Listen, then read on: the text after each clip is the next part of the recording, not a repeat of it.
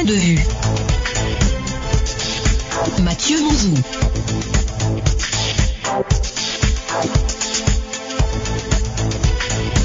Bonjour et merci d'écouter Zéphyr en ce moment précis.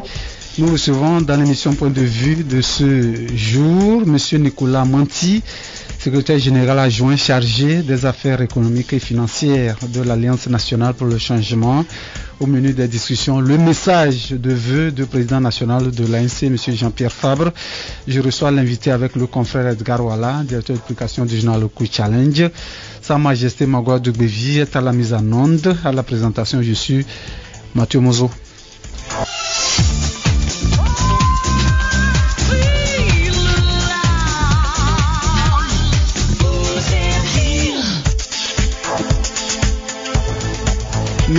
Merci beaucoup d'écouter Zéphyr. Notre confrère est là, Edgar Ouala, directeur de publication du journal Eco Challenge. Edgar, bonjour et merci d'être à mes côtés pour recevoir notre invité. Oui, bonjour Mathieu, bonjour aux auditeurs, auditrices de la radio régionale.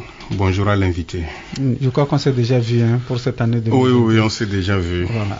Merci. Notre invité est également là, M. Nicolas Manti, secrétaire général adjoint chargé des affaires économiques et financières de l'Alliance nationale pour le changement. M. Manti, bonjour et merci beaucoup d'avoir répondu à notre invitation. Bonjour M. Mouzou, bonjour à M. Ouala. Bonjour aux auditrices et auditeurs de Radio Zéphyr. Je suis tout heureux d'être là. Ça me permet de souhaiter de vive voix mes vœux les meilleurs de bonne santé, de prospérité au peuple togolais. Voilà. D'accord, merci beaucoup. Nos meilleurs vœux pour vous-même et pour les autres responsables de l'ANC, notamment son président national, M. Jean-Pierre Fabre. Merci beaucoup. Alors, on ne peut pas véritablement commencer cette émission sans avoir quelques informations de l'Alliance nationale pour le changement. Certainement que les auditeurs vont se demander comment se porte l'ANC. L'ANC se porte très bien. Déjà l'année dernière, nous avons exécuté un projet ambitieux qui est de parcourir toutes nos fédérations sur le plan national. Un projet que nous avons commencé dans le mois de mars et qui a pris fin dans le mois d'août. Oui. Et donc, nous étions allés dans toutes les fédérations de l'ANC à travers le pays pour prendre contact de nouveau avec nos responsables locaux, les motiver et les préparer à poursuivre sans relâche la lutte que nous menons pour la libération du peuple togolais. Et donc, c'est avec cette détermination qui a toujours caractérisé l'ANC que nous sommes entrés dans l'année nouvelle 2022 et nous comptons garder le cap. D'accord. Alors, comme tout responsable de parti politique, c'est pratiquement une tradition au Togo. Le président de l'ANC, M. Jean-Pierre Fabre, s'est adressé aux partisans et sympathisants de l'ANC à l'orée de la nouvelle année. C'est un devoir, on va dire, respecté, M. Manti? Oui, c'est un devoir, mais M. Jean-Pierre Fabre ne s'est pas adressé uniquement aux sympathisants et militants de l'ANC, mais à toute la nation togolaise entière. Donc, c'est un devoir et c'est avec fierté qu'il l'a fait. Alors, est-ce que le président, pour entrer dans le vif du sujet, M. Jean-Pierre Fabre n'a pas été trop dur contre certains de ses frères de l'opposition dans son message, M. Manti? Je ne comprends pas ce que vous voulez dire par être trop dur. Si vous pouvez m'expliciter un peu. Oui, quand par exemple vous écoutez M. Jean-Pierre Fabre parler dans son message de charlatans qui ont abusé de l'aspiration profonde des Togolais, là il fait allusion à qui? Non, dans ce message, M. Jean-Pierre Fabre ne s'est pas pris à des opposants, à des gens qu'on peut appeler opposants dans la sphère politique togolaise, mais plutôt à des gens qui se sont donné ce titre d'opposants tout en travaillant pour le racinement de la dictature. Et si on comprend bien le terme charlatan en français, c'est quelqu'un qui se prend pour médecin et qui propose des médicaments à des malades, sachant que ces médicaments ne sont pas les meilleurs, mais il les entoure de propos tels que le malade croit avoir trouvé la solution. Voilà. Donc, c'est comme ça des gens se sont introduits dans la politique togolaise en se disant opposants, mais tout en travaillant pour la dictature en place. Oui, c'est pourquoi je parle, avant que le confrère nous pose sa question, je dis qu'il a été dur, parce que ces gens se réclament aussi de l'opposition, ceux à qui il s'adresse. C'est ça le défaut de nos lois au Togo. Si je me réfère à la loi sur le statut de l'opposition, qui dit qu'au Parlement, il suffit qu'un parti déclare « je suis de l'opposition » pour être de l'opposition. C'est exactement ce qui se passe. Il suffit que des gens disent dans la rue « ben bon, je suis de l'opposition » et donc il est de l'opposition, n'en déplaise ses prises d'opposition, ses actes. Et il se trouve que ceux que vous dites qu'ils sont de l'opposition ont posé des actes qui ont détruit toute la lutte menée jusqu'ici par le peuple togolais pour sa libération. Et on ne peut pas dire qu'ils sont de l'opposition. Et les traités de charlatans, je ne crois pas que ce soit méchant. Parce que exactement, c'est ce qu'ils ont fait. Oui, il ne s'est pas arrêté là, hein, à coups de mensonges, de bluffs, de leurres, à coups de mystification et de fanfaronnade. Ces imposteurs ont réussi à corrompre l'intellect des citoyens. On a comme impression que le président de l'ANC ne s'est pas du tout retenu. Non, mais quand vous dites, j'ai dit à M. Mouzou, c'est un corrompu, il a pris de l'argent auprès de M. Ouala, mais bon, il dit qu'il n'est pas l'ami de Ouala, sachant que ce que j'ai dit de vous est faux. Qu'est-ce que vous allez dire? Que je mens, n'est-ce pas? Donc, quand M. Jean-Pierre Favre traite ces gens-là de menteurs, et je ne crois pas qu'ils soient durs, ils n'ont pas hésité à faire croire au peuple togolais qu'il n'a plus à se battre, que le Saint-Esprit a tout fait, et que le Saint-Esprit va leur donner le pouvoir sur un plateau d'or. Mais c'est quoi? Si ce n'est du charlatanisme et que sais-je encore? Voilà, c'est du bluff. D'accord. Alors, Edgar, une question sur cette sortie du président de l'ANC. Oui, ma question, ça fait suite logique à ce que le secrétaire adjoint vient de dire. Mais quel adversaire l'ANC redoute aujourd'hui le plus? Le parti au pouvoir ou les anciens amis? L'adversaire unique de l'ANC a toujours été le parti au pouvoir. C'est notre seul adversaire. Les autres sont soit des mercenaires du parti au pouvoir, ou soit des faux opposants qui, tout en nous observant nous battre contre notre adversaire unique, ne cessent de nous mettre des bâtons dans les roues, de nous flécher sur les côtes et au là, pour nous empêcher d'avancer. Donc notre adversaire, c'est le RPT uni. Oui, mais curieusement, dans le message, pas trop de pics au parti au pouvoir, mais les pics sont carrément réservés, sans les nommer, aux amis d'hier. Qu'est-ce que vous appelez pics? Il n'y a pas eu de pics. Nous, le président national de l'ANC, M. Jean-Pierre Favre, a dit, s'agissant du régime en place, qu'il a réduit la population togolaise au chômage. La jeunesse togolaise aujourd'hui est réduite au chômage. Et quand le président de la République, le chef de l'État, fait son discours de fin d'année, il ne dit aucun mot, un seul mot, pas un seul mot, sur l'état du chômage au Togo, sur la galère de la jeunesse togolaise. Se contente de dire, nous avons été attaqués quelque part au nord, donc nous allons mobiliser des ressources pour renforcer notre armement, notre armée, et rien pour cette jeunesse-là, qui pourtant est notre énergie si nous voulons vraiment développer le Togo. Plus de 60% de la population togolaise a moins de 50 ans. Et on fait un discours sans parler de ces 60%. Et si M. Jean-Pierre Fabre dénonce cela, ce n'est pas une pique, mais c'est une proposition pour dire au gouvernement en place que vous ferez mieux de s'intéresser à ces jeunes-là, de leur trouver de quoi faire pour permettre le développement du Togo. Voilà. D'accord. Alors, dites-nous, il parle de véritables opposants, vrais combattants de la liberté et de la démocratie. Qui sont-ils?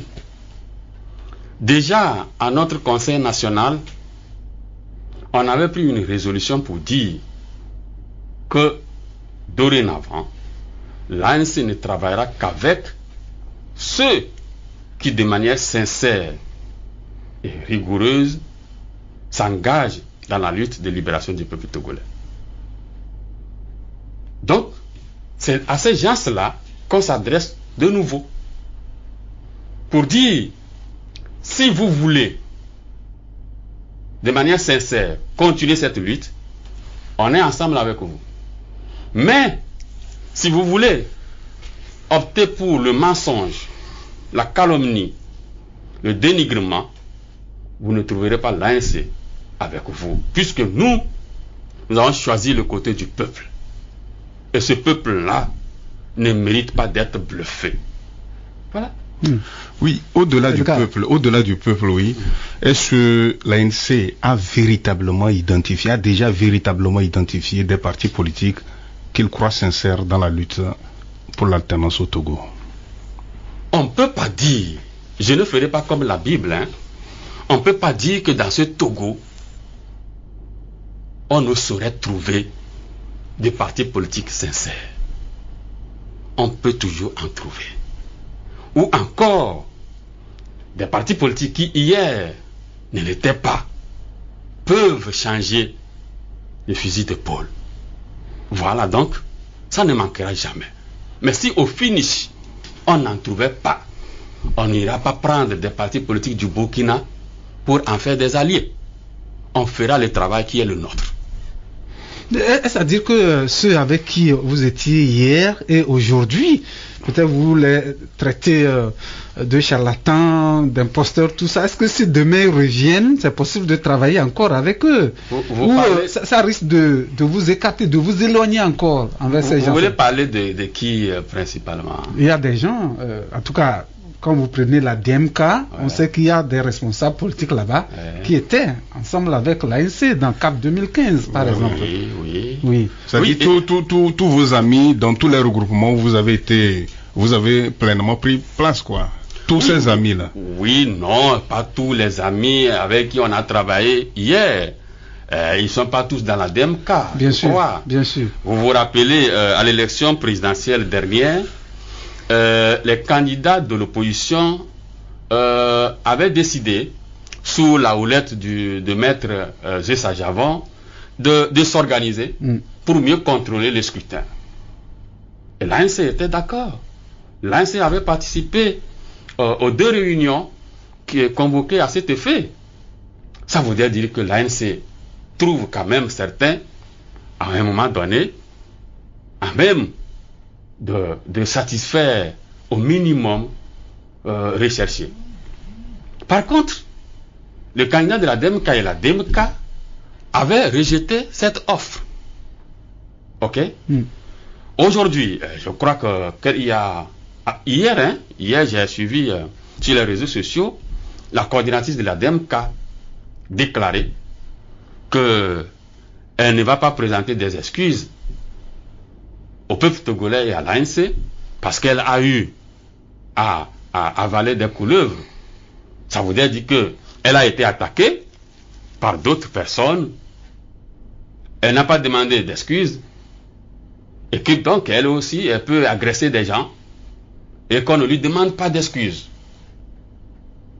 Bon, comment est-ce que vous pensez qu'on puisse travailler avec une personne qui est consciente qu'elle est de vous avoir agressé, dit, bon, je ne vous présente pas d'excuses. Bon, cette personne que vous citez, je ne prends pas ça. Non, c'est Madame Adjamabo, oui. La coordinatrice. Est-ce que vous a agressé quelque part? Parce que bon, moi je ne sais pas, je ne prends pas ça à défense. Est-ce qu'il faut qu'on remue le couteau dans la plaie? Vous vous rappelez je crois que c'est en 2019. En 2019, on élisait les maires. Et Madame Adjamabo s'est confiée à un activiste pour dire que M. Jean-Pierre Fabre est allé négocier des postes de maire pour l'ANC auprès du Premier ministre. Bon, je préfère qu'on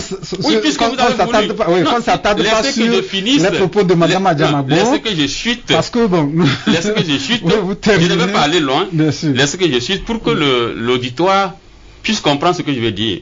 Ce qui était faux, ce que Mme Adjamabo avait annoncé était faux, puisque M. Jean-Pierre Fabre n'était jamais allé voir M. Klassou. Et si même il avait été, ce qui n'est pas le cas, ce n'était pas pour aller négocier des postes de maire, mais c'est à la demande du Premier ministre qui voulait le voir sur un sujet que M. Jean-Pierre Fabre ne sait pas jusqu'au jour d'aujourd'hui. Et lui-même, de son propre chef, l'avait annoncé à M. Antafoli, puis à Mme Adjamabo pour dire le Premier ministre veut me voir. Bon, nous sommes des amis, même si on n'est plus ensemble dans la C14, je vous tiens informé. Si je vais le voir, si le sujet nous intéresse tous, je reviendrai vers vous pour qu'on en débatte. Mais M. Jean-Pierre Fabre n'était pas allé. Bon, d'accord. On revient dans le message du président de l'ANC. On a comme impression, lorsqu'on lit son message entre les lignes, lorsqu'on l'écoute très bien, on a comme impression qu'il n'a pas encore digéré sa défaite à la présidentielle. On sait les dénigrements qui l'ont accompagné en ce moment. Là, vous mettez deux choses à la fois. Hein. Est-ce que vous voulez parler de sa défaite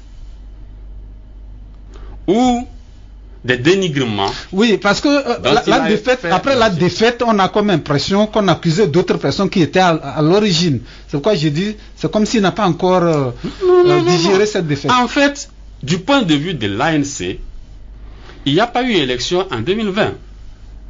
Il n'y a pas eu présidentielle. Il n'y a pas eu d'élection présidentielle en 2020. Ce qui s'est passé est une mascarade. Et l'ANC a demandé que cette élection soit reprise.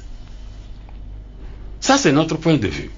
Et donc, on ne peut pas dire que quelqu'un, parmi ces candidats qui ont pris part à cette élection de 2020, a gagné et que les autres ont perdu. Donc, ne nous parlez pas de défaite. D'accord. Maintenant, qu'on dise que des gens ont œuvré de façon malsaine pour que l'ANC n'ait pas suffisamment de voix à cette élection, si elle avait été transparente, oui, j'en veux pour preuve mon grand frère, que je respecte beaucoup, Monseigneur Philippe Faroukou Podro, de sa bouche, a sorti des insanités contre l'ANC et son président. Il a traité M. Jean-Pierre Fabre de Judas, de traître, et où? À l'église. Vous comprenez? Donc c'était une façon délibérée, sachant la foi des Togolais, que un prélat a dit ces choses dans une église pour le chrétien, c'est indéniablement une vérité. Et pourtant, c'était du mensonge. Quand après, il a eu l'occasion de donner les preuves de ce qu'il disait, qu'est-ce qu'il a dit? Ah ben, l'ANC, ils sont nombreux. Ils ont de l'argent. Voilà le problème. D'où ils sont des traîtres. Est-ce que être nombreux, avoir beaucoup de militants, avoir de l'argent pour mener sa politique, ça fait de vous des corrompus, des traîtres? Et quand vous suivez l'expression qu'il a utilisée à l'église, il dit, il s'en met plein les poches et il dit quoi? Pop. Même mon fils ne peut pas tenir ce langage vulgaire devant des gens. D'accord, on a compris, monsieur Manti. Si ce n'est du mensonge. D'accord. Est-ce que Edgar a une question ou... Oui, j'ai une question, mais c'est par rapport à l'objectif ultime de l'ANC. Je crois que l'ANC a pour objectif le bien-être des Togolais. Évidemment. D'accord. Et depuis 2019, vous êtes dans des municipalités. Oui. Avez-vous fait des propositions concrètes pour le bien-être des Togolais dans les municipalités où vous êtes représentés? Merci pour cette question qui n'est pas dans le discours du Oui. président, mais qui est très intéressante. On va ouvrir la parenthèse. Qui est très intéressante. D'abord, connaissez l'ANC. L'ANC est un parti qui donne la liberté aux Togolais, qui propose la liberté aux Togolais, le bien-être aux Togolais. Et cela se traduit dans les options que prennent nos responsables qui sont des maires dans les différentes municipalités. Vous ne verrez pas une uniformité d'action dans les mairies que des gens de l'ANC dirigent. Mais vous verrez quelque chose qui est identitaire à l'ANC.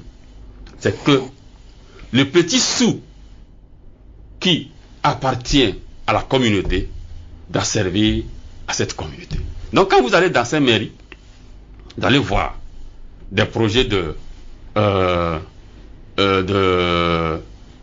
comment on peut dire ça, de drainage des eaux, réflexion de voies, de pistes et autres là, des projets sur le plan sanitaire pour permettre aux institutions sanitaires de la zone d'être beaucoup plus à même de répondre aux besoins des populations. Donc vous verrez tous ces projets. Vous verrez des projets à l'endroit des écoles primaires qui sont dans ces zones-là, pour permettre à chacun de retrouver sa cotisation, c'est-à-dire ses impôts, à travers les activités qui sont menées dans ces communes-là. D'accord. Vous pouvez les vérifier par vous-même dans toutes ces communes. On ferme la page des communes, on revient dans le message. Si vous avez bien suivi M. Manti sur les réseaux sociaux, les plateformes WhatsApp, l'ancien chef de file de l'opposition a été sévèrement critiqué pour les mots choisis dans son message. Parce qu'on dit souvent qu'un chef sait choisir les mots même lorsqu'il est furieux. Est-ce que M. Jean-Pierre Fabre n'a pas raté sa sortie? Est-ce que c'est bien pour lui? Mais qui a dit qu'il a mal choisi ces mots? Je dis, il y a des critiques sur les plateformes. Non, ça dépend de celui qui le dit. Vous voyez, les réseaux sociaux aujourd'hui sont colonisés par une espèce de nouveaux politiciens qui disent ce qu'ils pensent, même quand ils sont sûrs que ce qu'ils disent est mauvais. La plupart des activistes qui sont sur les réseaux sociaux sont des gens affiliés soit à la DMK, ils étaient hier affiliés au PNP, aujourd'hui ils sont affiliés à la DMK, mais la résultante de leurs actions, en réalité, c'est pour permettre au RPT uni de s'enraciner davantage. Et moi je me permets donc de dire, est-ce que il serait pas financé par le RPT uni? Parce que je ne vois pas en quoi on peut dire que M. Jean-Pierre Fabre a mal choisi ses mots. Quand quelqu'un ment sur votre compte, on dit il a fait quoi? Il a menti. Mais c'est pourquoi je dis en tant que responsable prendre un peu de la hauteur et savoir s'adresser à ses adversaires. C'est quoi vous appelez prendre de la hauteur si vous voulez que le peuple comprenne ce que vous voulez dire? Un mensonge, le peuple sait que quand vous dites un mensonge, il comprend ce que vous voulez dire. Ok? Quand vous dites, celui-là il se comporte comme un charlatan, le peuple comprend ce que vous voulez dire. Mais si vous voulez choisir des expressions, je ne sais pas, que les autres désigneraient de poli, mais que le peuple ne comprend pas, vous aurez fait un travail. Alors, M. Manti, c'est finalement un règlement de compte? En quoi? Lorsqu'il a fait cette sortie, quand vous parlez d'impôts... Vous voyez, là, oui. Je n'ai pas dit un règlement de compte, j'ai dit c'est une explication donnée au peuple togolais. Et vous allez voir dans son discours, il dit, désormais, le peuple togolais connaît la vérité, il est éclairé et doit savoir comment décider. Nous avons commis cette faute-là parce que nous avons eu une éducation de politesse qui a fait que quand Monseigneur Kodjoura a commencé par faire cette sortie-là en 2019, nous n'avons pas répondu. Nous avons estimé que le peuple pouvait faire la part des choses et comprendre que Monseigneur Kodjoura était en train de servir la dictature par ses sorties. Non, peut-être que les actes que eux aussi posaient, ils se disaient, c'est parce qu'on les a écoutés tout le temps. C'était pour aussi sauver le peuple, comme vous le dites. Bon, maintenant, est-ce qu'à un seul instant, ils ont pensé servir quelqu'un? Est-ce que pour sauver le peuple, on a besoin de mentir sur le compte de M. Jean-Pierre Fabre et de l'ANC? Est-ce que pour sauver le peuple, on a besoin de détruire l'ANC? Puisqu'après l'élection, vous avez suivi sur les réseaux sociaux, les gens ont dit, l'ANC est enterré, nous l'avons enterré. Bien sûr. Et au cours d'une conférence de presse, un des responsables de la DEMC a dit, on les a battus. Est-ce qu'ils étaient allés aux élections pour battre l'ANC ou pour battre le RPT uni et prendre le pouvoir? Leur seule joie, c'est d'avoir battu l'ANC.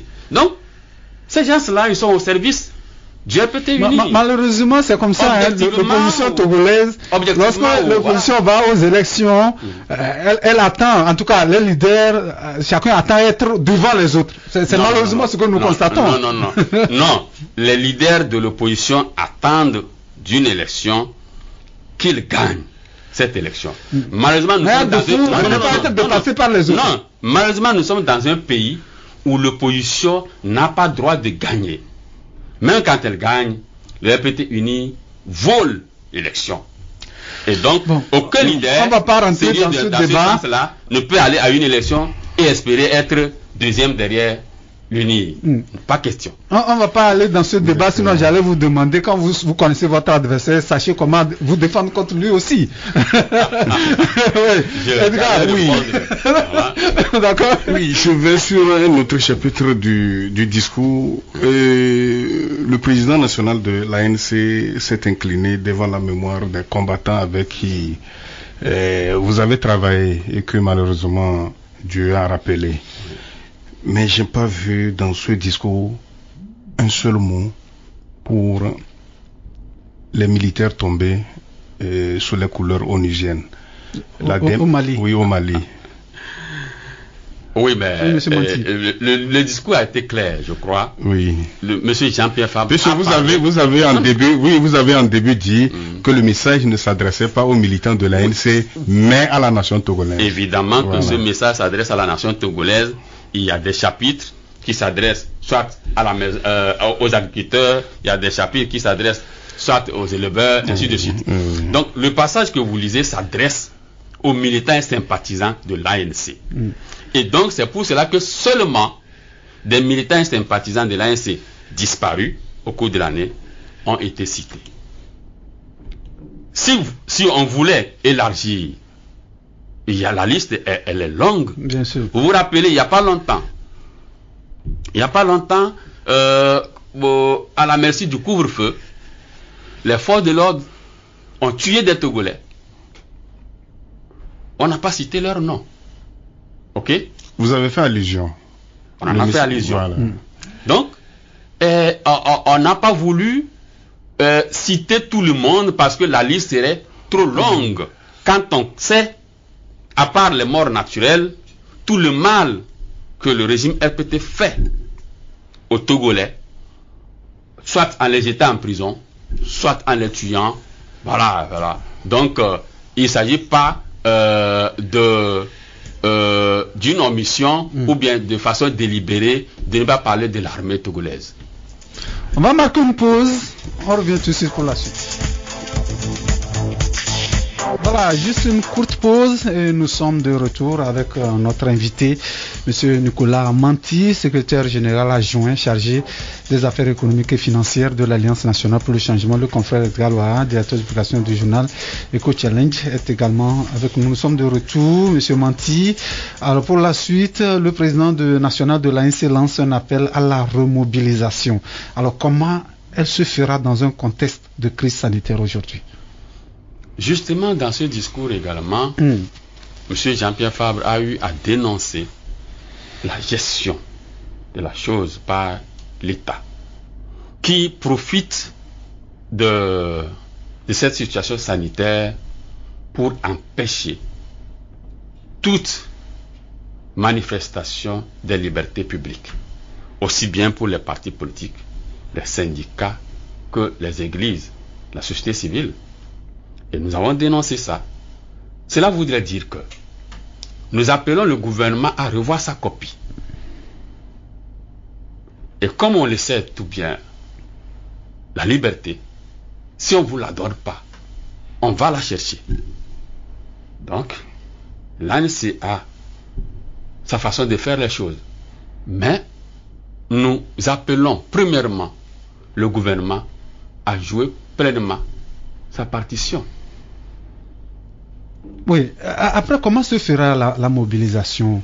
Parce que c'est pas la première fois quand même que cette expression est utilisée. Comment vous comptez remobiliser les populations? Je vous ai dit déjà que l'année dernière, nous avons parcouru tout le Togo pour voir nos structures, voilà, les responsables locaux et leur dire comment ils doivent s'organiser. Donc la question de la mobilisation n'est pas quelque chose qui va venir du Saint-Esprit. C'est nous-mêmes, voilà, on s'organise, on sait le faire, et bientôt, dès qu'on sera prêt, voilà, vous aurez les informations. Et vous êtes favorable à une véritable union de l'opposition, mais le président prévient qu'une union n'est pas la fusion ou l'uniformisation. L'uniformisation, voilà. Cela veut dire quoi, M. Manti? Mais quand on parle d'union, c'est dans les actes. On s'unit soit pour demander de vraies réformes qui permettront à chaque parti qui s'est constitué pour conquérir le pouvoir de le faire sans obstacle. Sans candidature unique. Nous avons obtenu qu'il y ait 2 tours pour l'élection présidentielle. Quand on dit ça, qu'il y a 2 tours, ça voudrait dire qu'il y a plusieurs candidatures. Ok? S'il n'y a que 2 candidats, il n'y aura pas de tour.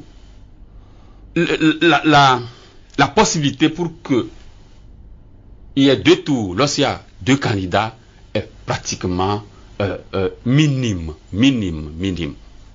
Ça veut dire que les deux ont 50%, et donc il faut les départager à un second tour. Donc, 2 tours suppose qu'il y a plusieurs candidats. Mais cela n'empêche que des gens qui, après avoir évalué la situation, trouvent qu'en étant candidats, ils ne pourront pas conquérir le pouvoir. Mais qu'en appuyant un autre candidat, ils pourront ensemble conquérir le pouvoir, puissent rallier un candidat de leur choix. Ça, c'est autre chose. Ce n'est pas ça qui est l'union.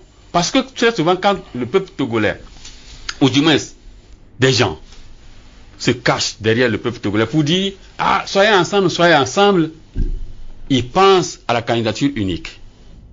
Et là, c'est dangereux parce que il ne suffit pas qu'on soit ensemble. Regardez, nous sommes ensemble ici, sur ce plateau. On est ensemble, n'est-ce pas? Bien sûr.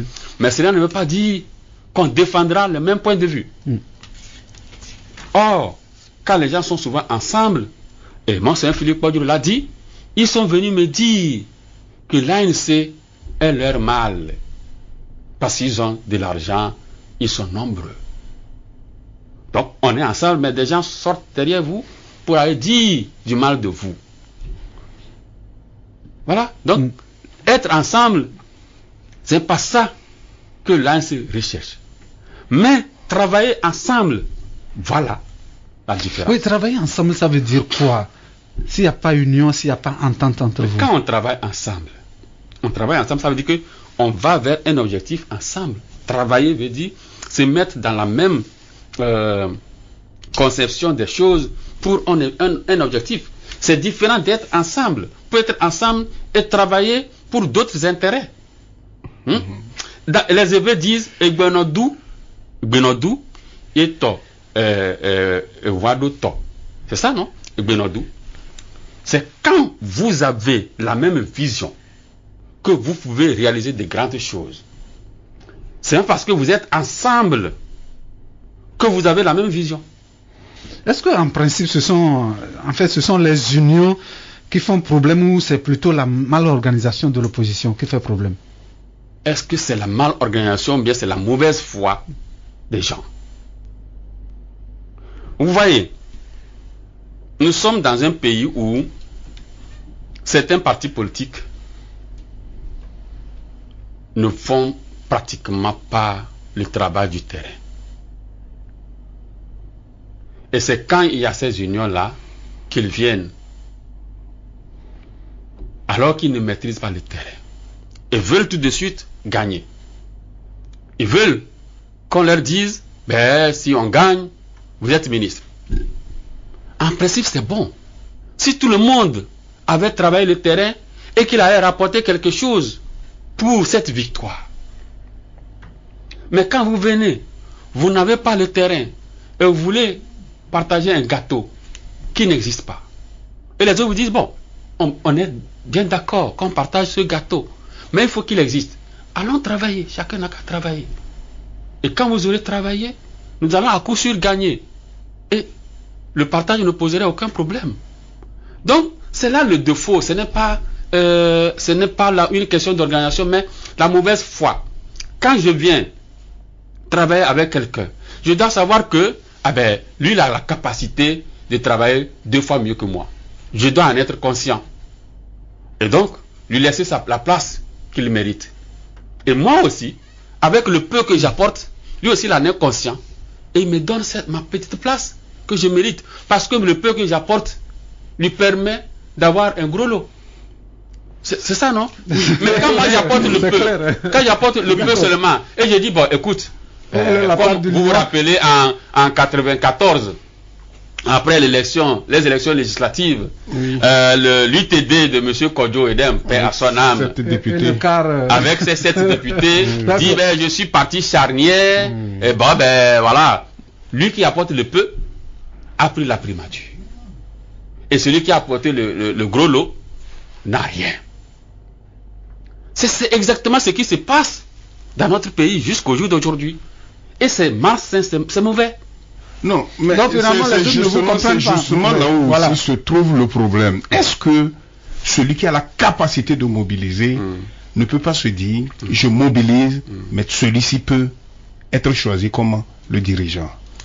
Mais vous l'avez vu, vous avez vu ça devant vous. L'ANC a mobilisé au CAP 2015. Oui. L'ANC mobilisait, non? Oui. Mais qui était la coordinatrice du CAP 2015? Non, mais la candidature est différente. La candidature a été choisie par le collège des partis, qui constituait, c'était un vote, hein, donc ils ont des idées. Voilà, c'est pas l'ANC qui a dit, non, c'est pas l'ANC qui a dit, notre candidat doit être le candidat unique, non? Ok, c'est le collège des dirigeants qui ont désigné leur candidat. Et donc, le CAP 2015 n'a pas vu parce que le président de l'ANC est désigné candidat et parce que l'ANC est le parti qui va mobiliser le plus pour dire que vous allez être le coordinateur. Non. On a laissé Mme Adjamabo être coordinatrice. De même chose à la C14. C'est pas la CDPA qui mobilisait le plus. Mais c'est Mme Adjamabo qui était coordinatrice. Donc je ne vois pas où se trouve, comme le dirait quelqu'un, le rapport. Oui, mais je crois que c'est une stratégie où l'ANC, au niveau des postes de direction, d'organisation, au sein des organisations, se décline, mais cherche toujours à être choisi comme le candidat de l'opposition pour les échéances nationales. nous voulons que notre candidat aille aux élections. Ça, c'est une évidence. C'est une évidence. Voilà. Tous les autres partis le veulent. Oui. Je vais vous donner un exemple. Dernièrement, quand nous avons quitté la C14, ils sont allés voir Monseigneur Kpodro pour les aider à choisir un candidat, disent-ils, qui n'est pas politique. Chemin faisant, je crois qu'ils ont vu que les noms qui leur étaient proposés n'étaient pas de leur goût. Ils ont décidé eux-mêmes d'être candidats. À Monseigneur Kpodro de choisir un d'entre eux. Vous comprenez ça? Oui, oui. À la fin, Monseigneur Kpodro n'avait choisi aucun d'eux. Je parle des anciens camarades de la C14. Voilà. Et il avait choisi Agbéomé, révélé par son Esprit Saint. Alors, donc vous voyez que chacun, ce n'est pas seulement l'ANC, mais chacun veut être choisi. Ce n'est pas seulement l'ANC. Il vaut mieux être clair, il faut dire que nous on veut. Ouais, faut pas. D'accord, faut pas faire le malin. La lutte politique, la lutte pour, comme vous le dites, l'alternance au Togo veut que quand même les gens puissent taire leur ego. Est-ce qu'il y a un ego quand je dis je veux être candidat? Est-ce que c'est un ego? Oui, mais si je dis Monsieur Manti, on veut un service. Vous pouvez constater que tel peut être à même de l'emporter face à l'adversaire comme qui vous pouvez donner un exemple sur le plan togolais, quelqu'un qui peut, quand lui l'aura gagné, que le FPT uni vient lui dire comme c'est vous le pouvoir. Ce que je dis, c'est parce que plusieurs fois on a vu M. Jean-Pierre Favre aux élections. Oui, il n'a pas gagné. Voilà, maintenant pourquoi ne pas changer? Voilà, pourquoi les gens disent c'est vous qui dites, vous dites que M. Jean-Pierre Favre en 2010 n'avait pas gagné. Qu'en 2015, il n'avait pas gagné. Oui, c'est ce que les résultats nationaux nous c'est disent. Ce que vous dites. Oui. Mais nous ne disons pas, c'est ce que les résultats disent. Et je ne suis pas obligé de dire ce que vous dites. Oui. Nous étions sur le terrain. Oui. Nous avons les résultats. Et nous savons que M. Fornia Singbe n'a pas gagné en 2010. Il n'a pas gagné en 2010. Nous avons les preuves. C'est ce que vous dites. Est-ce que Fornia Singbe a apporté des preuves? Vous avez vu ces preuves? C'est la CENI qui a donné des résultats. Mais la CENI, vous savez, nous étions à la CNAP. Nous avons dit qu'il faut que la CENI soit conforme à la décision de la CEDEAO quand elle était au Togo pour le dialogue. Voilà. Parce que nous voulons une CENI qui inspire confiance. Une CENI qui programme les résultats dans les bonnes normes. Et non comme M. Tafa Tabiou l'avait fait en 2015. Une CENI technique ou politique. D'accord. Pour avancer, l'essentiel, c'est qu'elle inspire confiance aux Togolais. Justement, on va en parler parce que nulle part dans son message, le président national de l'ANC n'a parlé des élections régionales. Est-ce que l'ANC n'est pas intéressé par ces élections? On sait que probablement cette année, elles auront lieu. Mais bon. S'il y a des élections régionales, je pense que le gouvernement en parlera. Et quand le gouvernement le dira, l'ANC se prononcera. Et vous parlez plutôt de mascarade de la CNAP. Qu'est-ce que vous reprochez aux conclusions de la CNAP? Vous avez lu le document de l'ANC. Nous étions partis bien avant la clôture de cette CNAP-là. Et nous avons sorti, et nous avons fait plusieurs conférences de presse pour dénoncer d'abord la manière et le contenu des conclusions de la CNAP. Et donc c'est bien justifié qu'on dise aujourd'hui que c'est une mascarade. Je viens de parler de la CENI telle que proposée par la CNAP. Ça ne résout pas le problème togolais. La CEDEAO, et tout le monde était d'accord que l'opposition est 8 et le parti au pouvoir, la majorité est 8. On vient nous proposer autre chose. Oui, on propose 7 pour l'opposition. Non. On sait ce qu'on parle. L'opposition parlementaire et extra-parlementaire. La CEDEAO avait bien défini l'opposition et avait bien défini la majorité. Et on sait, tout le monde sait.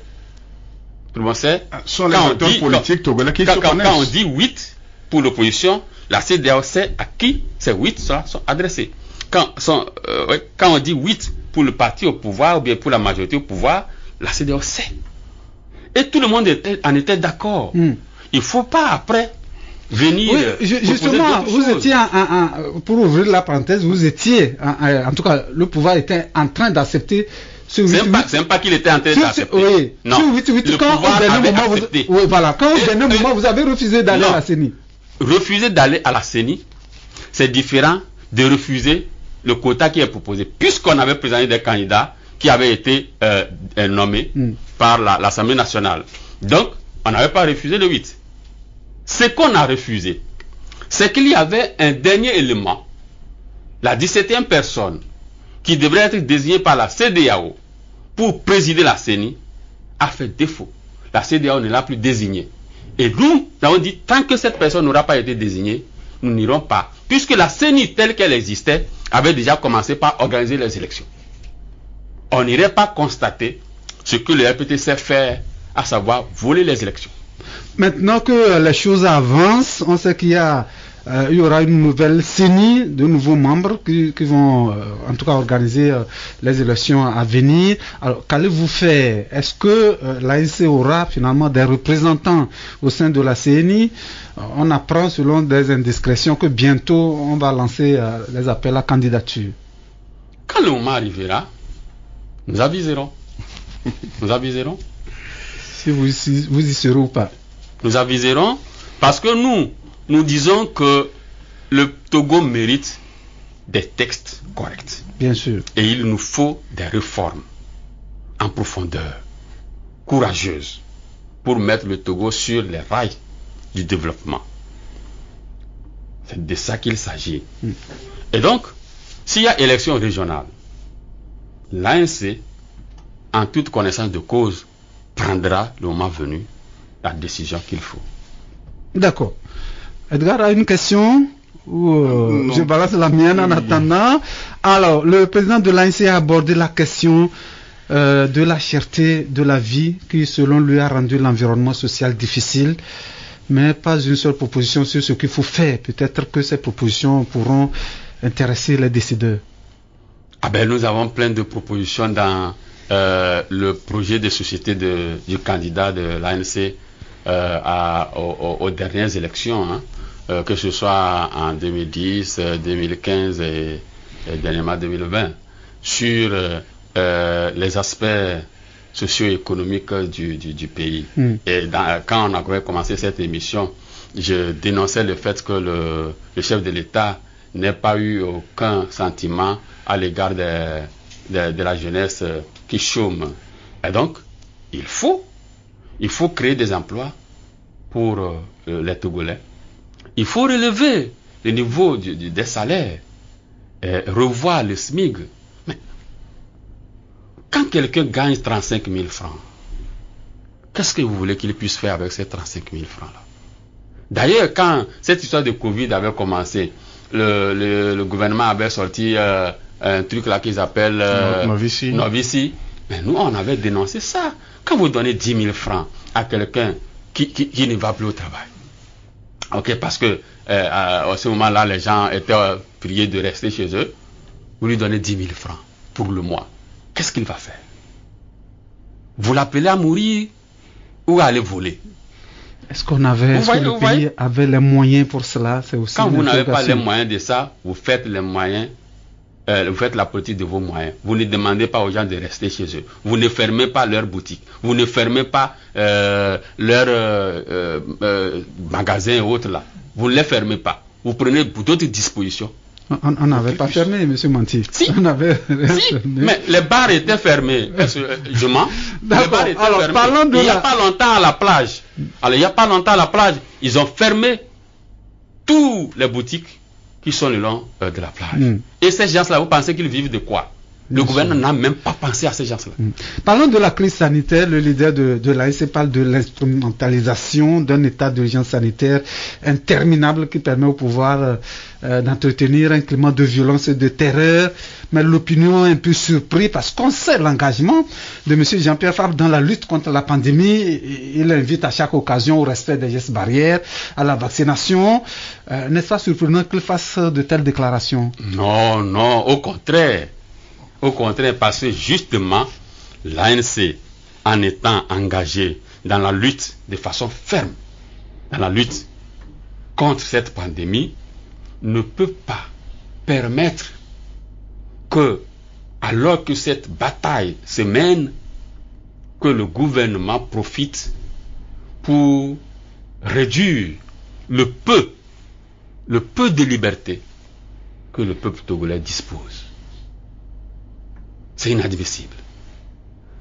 Le gouvernement, à la faveur de l'état d'urgence, a mis des militaires, des policiers, des gendarmes pour mater le peuple togolais.